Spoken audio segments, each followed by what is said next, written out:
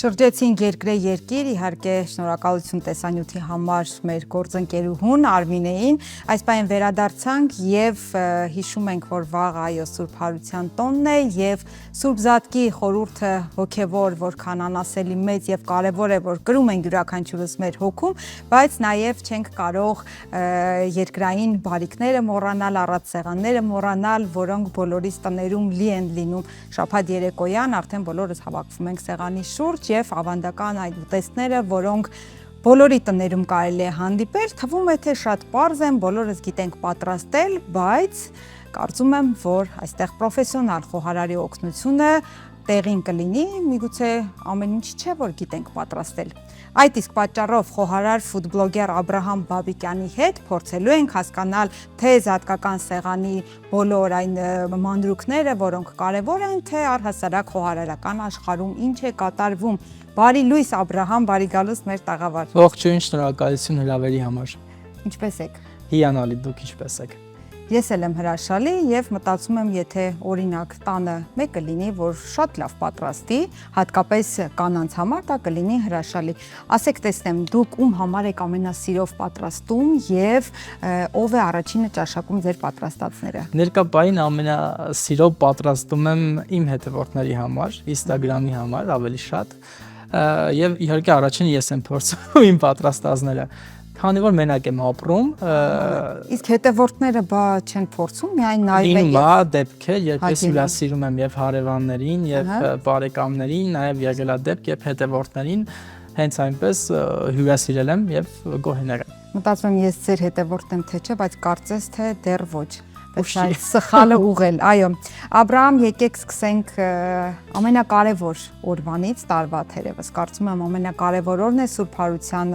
տոնը եւ բոլորի սեղաններին գրեթե միշտ նույն ուտեստներն են, կարմիր ներկված, գոնե ինձ համար պարտադիր կարմիր ներկված ձու, ձուկ, առատ կանաչեղեն, չամչով, բրնձով, փլավ։ Ունենք ավելացնելու որևէ բան, որ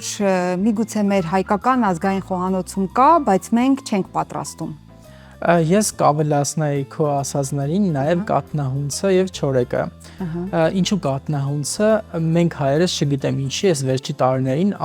գուլիչ ենք դնում սեղանին, բայց մոռացել ենք կատնահունցի, նազուկի եւ գաթայի մասին, որը որ սլավոնական չէ, կարծում եմ երկրում։ Քանի որ պարտադիր է կատնահունցը լինի հայ սեղանին, այն շատ սիրուն է, այն շատ համեղ եւ ոչ մի բանով չի տարբերվում գուլիչից։ Կասեք բաղադրատոմսը։ Բաղադրատոմսը շատ բարձ է, կոլ կաթին ավելացնում ենք խմորիչ, շաքարավազ, ավ, ալյուր, հավկիթ, կարակ եւ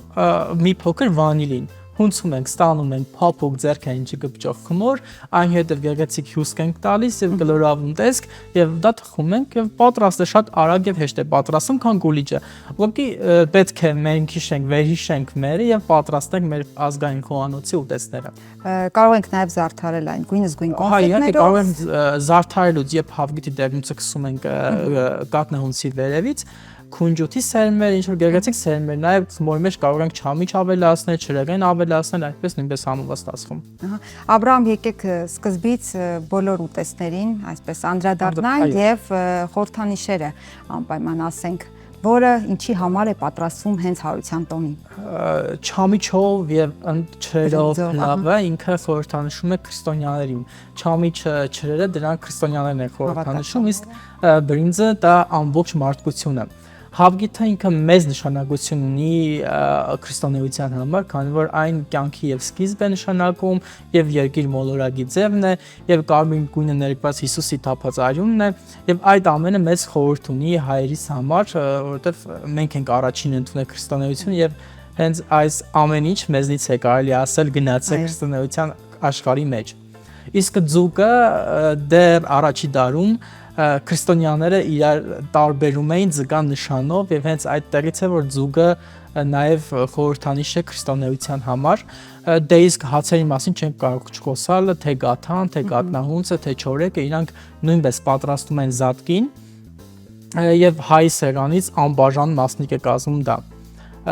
Նաեւ կանաչիները, որոնք եւ սեզոնի ժամանակ պատրաստում ենք եւ հենց զատկի, հենց այս հատվածում ենք պատրաստում։ Ինչ կարմիր գինի։ Եվ իհարկե առանց կարմիր գինի չի կարող լինել։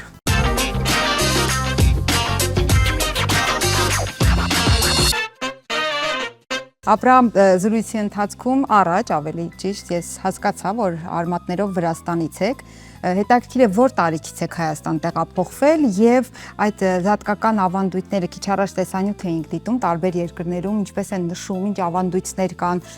կարող եք մի քանի այսպես գծով նաեւ ներկայացնել թե Վրաստանում ինչպես են նշում զատկի տոնը եւ ինչ ավանդական ուտեստներ իրենք ունեն։ Այո, մենք հիմնականում հայկական ուտեստներ ենք պատրաստում, Ջավախքում այնտեղ բոլորը հայեր են եւ ես որ հիշում եմ Հավգիտները դա պարտադիր էր, փլավը չամիչով տատիկս միշտ պատրաստում էր, գաթան անբաժանելի մասնիկներ սեղանի, դե իհարկե ձուկը նույնպես լինում էր սեղանին, բայց եթե ճիշտ եմ հիշում, հավգիտ ներկում ենք հավգիթը ուրբաթ իրիկումն է տատիկս ներկում, արդեն շաբաթ օրը հելնում ենք երեխաներով, հավգիտները կոտրում ենք, նայում ենք ով պետք է հաղթեր, այդպես հետաքրքիր հիշողություններ կար եւ արդեն երկու շաբթի օրը հիշում եմ որ գիրակի օր եկեղեցի ենք գնում իսկ երկու շաբթի օրը արդեն գնում ենք գերեզմաններ այո մեր բարեկամների տենց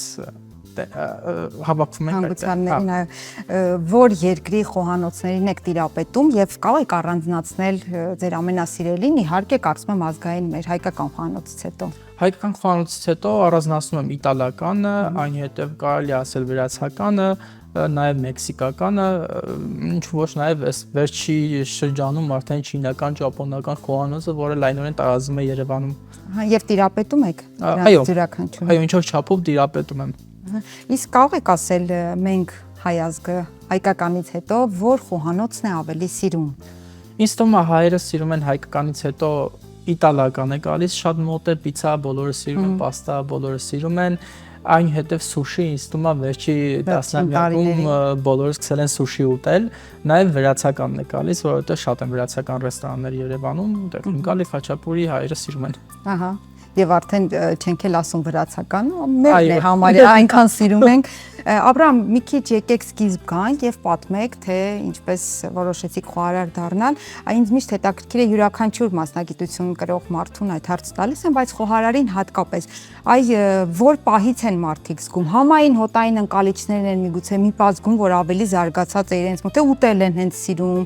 ինչպես է ստացվում բոլորը միասին իսկ եթե իրոք հետ գնանք, ապա ինձ թվում է այդ մանկության վառ հուշերն են ինձ դեպի խոհարարություն բերում, որովհետև ես երեխա ժամանակ շատ եմ սիրում համով ուտել, շատ եմ սիրում ուսումնասիրել ոնց է տատիկս պատրաստում,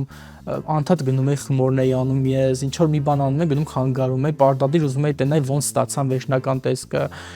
ու հենց այդ ամենից հետո իմ մեջ սեր արթնացավ դեպի խոհարարություն, դե արդեն Հայաստան գալու հետ մեկտեղ ես սովորեցի համալսարան եւ ձեռի հետ սովորեցի խոհարարություն, աշխատում էի խոհարար, սովորում էի համալսարանում եւ այդպես մի քանի տարի աշխատել, սովորել եմ մինչեւ վերջերս որ արդեն չեմ աշխատում խոհարար, արդեն միայն Instagram-ով բլոգ եմ վարում եւ այդպես։ Ահա, հասանք Instagram-ին եւ բլոգին։ Այսօր բոլորը դիտում են, նայում են, հագենում են, հրճվում են, զարմանում են սոցիալական ցանցերի միջոցով։ Հետաքրքիր է խոհարարը ինչպես է իրեն ռեալիզացնում բլոգի միջոցով, սոցիալական ցանցի միջոցով, նպաստում է որևէ նոր ծանոթությունների առումով, ինչ է տալիս Instagram-ը խոհարարին։ Եթե ասում ենք խոհարար, պատկերացնում ենք գազօջախի դիմաց, մարդիկ սպասում են, որպեսզի համտեսեն ինչ է տվել ինձ խոհարարությունը եւ Instagram-ը առաջ գնալու մեծ այդ միտքը եւ տեսել եմ ոնց եմ առաջ գնացել անընդհատ ինչ որ նոր բաներ ես սովորում նոր մարդկանց հետ ես ծանոթանում դա նաև նոր մասնագիտություն է ինչով ոչ որովհետև 21-րդ տարի ամենապահանջված մասնագիտություններից մեկն է նաև ինչն էր իմ համար լավ ես ավելի շատ սկսեցի ճանաչել հայկական խոհանոցի եւ ազգային ուտեստները որովհետև առաջիններից է եթե ոչ առաջին իհարկե որ հայկական խոհանոցը ներկայացրեց Instagram-ում ու 2 տարի արդեն ավել է եւ չկար մարդ ով մոռացված ուտեստները պատրաստել եւ ներկայացնել մարդկանց եւ ես փորձեցի դա անել եւ ինչ որ չափով ստացվեց իմ մոտ, որովհետև մարդիկ միանում էին աշխարհի տարբեր երկրներից։ Այդ դա է ուզում հասկանալ, կան ձեր հետևորդների մեջ օտարազգիներ եւ ինչպիսին է արձագանքը։ Օտարազգիներ էլ կան, բայց ավելի շատ հայերն են։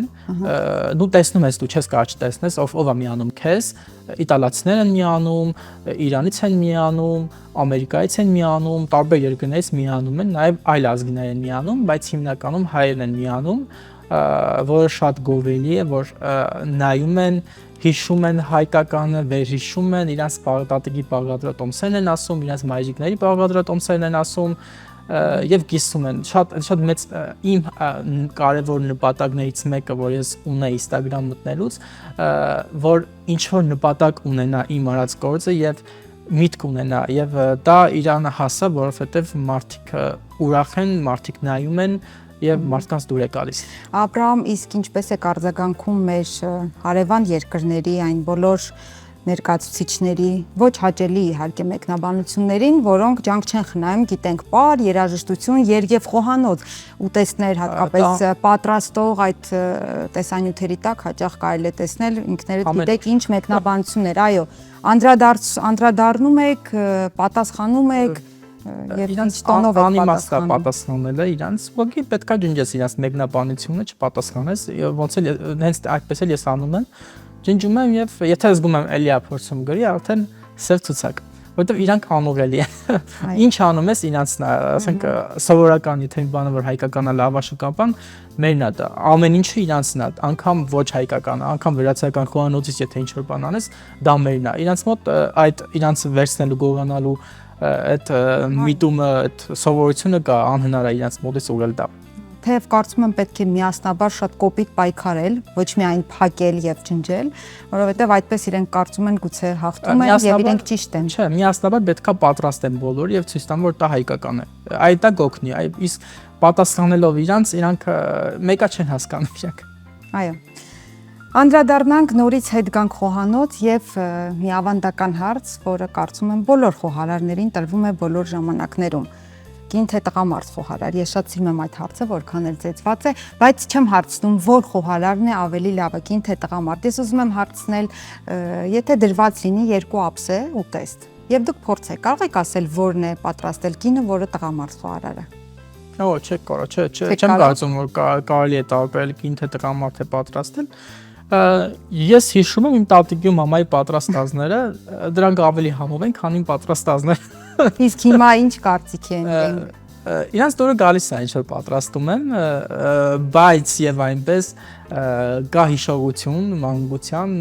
այն վառ համերը, որ ես շատ հազվագույթ եմ կարողանում ստանալ այդ համը, ինչ որ ես փորձել եմ երեխա ժամանակ Վրաստանում մամայիս ու տատիկիս պատրաստածից։ Որովհետև իրենք ավելի սիրով էին պատրաստում, կարծում եք։ Եվ սիրով, եւ հոգատարությամբ գիտեին ում համար են պատրաստում։ Եվ դա էլ կա, եւ ուտելիքի մեջ պետքա կյանք տնես,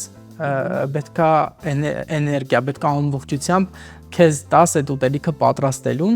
շատ անգամ ռեստորաններում դա չի լինում, որովհետև խոհարը տեն բիտակ աշխատում, ինքը ներվային վիճակներ է լինում իր մոտ, բայց տունը ինքը հանգիստ են պատրաստում, վերջը տան անդամների համար են պատրաստում եւ վերջում նստում ընդհանուր ընտանիքով հաց են ուտում։ Ես ֆիքսեցի, որ դուք ասացիք մենակ եք ապրում, այդ դեպքում ձեր սերն ու էներգիան ուտեստների միջոցով ում եք փոխանցում։ Նայեք, ես ուտեստները պատրաստելուց ես նաև առաջի անգամ պատրաստում եմ, առաջի անգամ փորձում եմ։ Չեմ կարող ինչ-որ մի բան վատ անեմ կամ եթե դրամատրություն չեմ ունենում, ես այդ օրը վիդեո չեմ նկարում բացարձակապես, որովհետև չեմ կարողանալու այդ այն ձևով պատրաստեմ, ինչ որ պետքա հասարակ ժպիտով կամ ուրախ կամ հանգիստ վիճակում պատրաստես։ Իսկ ես մի առաջարկ ունեմ, երբ տեսախցիկից այն կողմ ես պատրաստում, դա լրիվ ուրիշ էներգիա է, երբ միայնակ ես։ Ասացիք, որ հետևորդները երբեմն համտեսում են, փորձում են, իսկ ինչ կլինի, եթե ժամանակ առ ժամանակ հետևորդների հետ ենթադրեք պատրաստեք։ Ձեր ակտիվ հետևորդների հետ, որոնք նաև գուցե խոհարարական լավ միտք եք տալիս, կարելի է։ Պատրաստել եմ տարբեր արտիստների հետ, եղել են դեպքեր, որ երգչուհի ա եղել կամ դերասանուհի ա եղել կամ այլ ոլորտի մարդերը, որոնց հետ պատրաստել եմ, հոլովակ ենք նկարել ընդհանուր, շատ հավես է նաև եւ շատ հետաքրքիր է դա, բայց լավ միտք եք ասում, կարելի է պատրաստել ակտիվ հետևորդների հետ։ Այո։ Եվ մի այսպիսի հարց, ձեզ համար որն է ամենահամեղ ուտեստը։ Կապ ունի որ խոհանոց։ Իմ համար ամենահամեղ ուտեստը, երբ այդ ուտեստը ունի իր պատմությունը եւ ամբողջ էներգիայով է պատրաստում դա։ Եթե ինձ ասում են որտեղ ես փորձել ամենահամեղ ուտեստը, ես չեմ կարող ասեմ որտեղ եմ փորձել, որովհետեւ ես ինչ որ փորձել եմ երեխա ժամանակ, ես չեմ փորձել հիմա։ Ես այն համը հիմա ոչի բանից չեմ առնում։ Այսինքն իմ համար համով է լավաշը, երբ տատիկս էր թխում, համով էր այն պանիր, երբ իրանք են սարքում ուտում էի, համով էր այն կարտոֆիլը, երբ մենք ենք աճացնում, հանում հողից, ասես սար պատրաստում ուտում ենք։ Իմ համար պահին պատմություն պարունակող, հա, այո, պատմություն, ինչը ունի պատմություն, դա նաև ունի համ եւ դա ունի մեծ էներգիա իր մեջ։ Եվ շփվում եք շատ հետևորդների հետ, մարդկանց հետ, ինչ եք նկատել այսօր երիտասարդների մեջ կա միտում խոհարար դառնալու այս մասնագիտությունը ինչ դեր ունի այսօր մեր հասարակության մեջ։ Այո, ասեմ ձեզ պահանջված մասնագիտություն է եւ Երևանում նամանավանդ վերջի 10 տարիներում շատ ռեստորաններ, կաֆեներ աշխատում են եւ պահանջարկ միշտ կա խոհարարին։ Միշտ։ Եվ ինչ է պետք լավ խոհարար դառնալու համար։ Որոշակի տաղանդ, բնատուր, պարզապես ճկուն մատներ, երևակայություն, միտք ինչ։ Լավ խոհարար դառնալու համար պետք է լինել աշխատասեր եւ միտքդ ճիշտ կառավարել խոհանոցում եւ ճիշտ համադրություններ անել։ Դա կարելի է այդ տեխնիկան զարգացնել, թե պետք է բնատուր լինի մարդու։ Եթե չսիրես, դու երբեք չես կարող դառնալ խոհարար, որովհետև ես կարծում եմ խոհարարների աշխատանքը ամենածանր աշխատանքներից մեկն է եւ ամենապատասխանատու, որովհետև գործ ունեն մարդկային կյանքի հետ, որովհետև անդադ պատրաստում են ու շատ մարդիկ են փորձում իրենց պատրաստածները։ Այսինքն եթե աշխատես խոհարար, դու չես կարող չսիրես խոհարարությունը, որովհետև ինքը շատ ծանր եւ շատ երկար ճանապարհ գնացող մասնագիտություն է եւ շատ աշխատասիրություն է պետք խոհարարության մեջ։ Ես դա իմ փորձից եմ ասում, որ ես որ հիշում եմ ես ոնց եմ աշխատել ժամերով եւ ինչ երանդով ջանքով, որ ինչ որ մի օր կարողանա հասնեմ իմ թե տաղանդի թե աշխատասիրության շնորհիվ ինչ որ մի բանի եւ դա ես արեցի, այո, աշխատասիրություն եւ սեր դեպի խոհարարություն։ Հրաշալի։ Իսկ ձեր ճանապարհի, ձեր երազանքների գագաթնակետը ո՞րն է, դեպի ուր եք գնում այս պահին։ Սեփական ռեստորան, մնացել է մեկ նպատակ։ Չէ, Միշտյան աստղ չէ, դեռ միտք չկա։ Ներկա պահին երևի թե փոքր ինչ որ մի տեղ, որտեղ կպատրաստեմ ու մարդիկ կգան կփորձեն եւ կխոսան իմ հետ։ Ինքը չի լինի հասարակ կաֆե կամ հասարակ ռեստորան, ինքը կլինի այդպես հավես տեղ, որ մարդը գալով այնտեղ ինձ կտենա, կխոսա իմ հետ, կհամտեսի իմ պատրաստածը, այդ եւ որտեղ ներդրված կլինի մի ամբողջ էներգիա ու հուսամ կկատարվի դա շուտով։ Համեղ զրուցարան։ Այո, զրույցներ համեմված համեղ ուտեստներով։ Այո։ Աբրահամ Բաբիկյան, խոհարար, ֆուդ բլոգեր, շնորհակալ եմ հյուրընկալվելու համար, ձեզ իհարկե հաջողություն եմ մաղթում, անսպառ երևակայություն, համեղ ուտեստներ, որոնք հուսով եմ մի օր էլ ես կփորձեմ։ Միանշանակ։ Սիրելի հեռուստադիտողներ, Աբրահամ Բաբիկյանի հետ էինք զրուցում եւ իհարկե, ինչպես արդեն լսեցիք, եթե հանկարծ մեզ նոր եք միացել, կարող եք իհարկե մեր Facebook-յան կամ YouTube-յան ալիքով հետ տալ, ինչպես ասում են, եւ դիտել, որովհետեւ խոսում էինք նախ զատկական ուտեստներից, որը կարծում եմ այսօր եւ վաղը ամենակարևոր թեման է լինելու։ Մենք Բարև Երկիրն ենք, շարունակում ենք մեր ընթացքը, մնացեք մեզ հետ։